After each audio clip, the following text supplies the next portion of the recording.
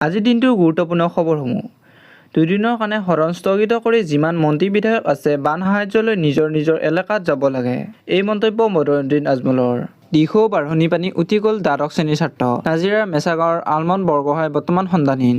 দিখৌ নৈত অব্যাহত উদ্ধাৰ অভিযান। পঞ্চম দিনাও উদ্ধাৰ অভিযান চলাই আছে প্ৰশাসনে।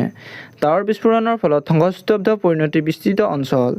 পাহাৰৰ পৰা নামি অহা ঢলে ধ্বংস কৰিছে বহু অঞ্চল। কমনৱেলথ গেমছ 2026ৰ ভাৰতৰ প্ৰথমটো পদক নিশ্চিত। পোনপটীয়াকৈ ছেমিফাইনেলত অসমৰ কন্যা লাভলীনা বৰগোহাঁই। মহানগৰী NF ৰেলৱেৰ হস্পিতালত অগ্নিকাণ্ড।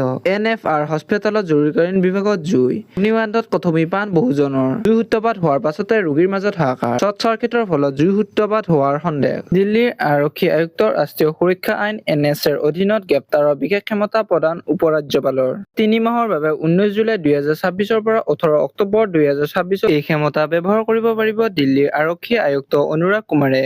উৰণি সেতুৰ অবৈধ পোষ্টাৰিঙক লৈ কঠোৰ GMC। পোষ্টাৰ লগোৱাৰ বাবে এটা প্ৰতিষ্ঠানক ১০,০০০ টকাৰ জৰিমনা GMCৰ। প্ৰতিষ্ঠানটোৱে উলুবাৰীৰ উৰণি সেতুত লগাইছিল পোষ্টাৰ।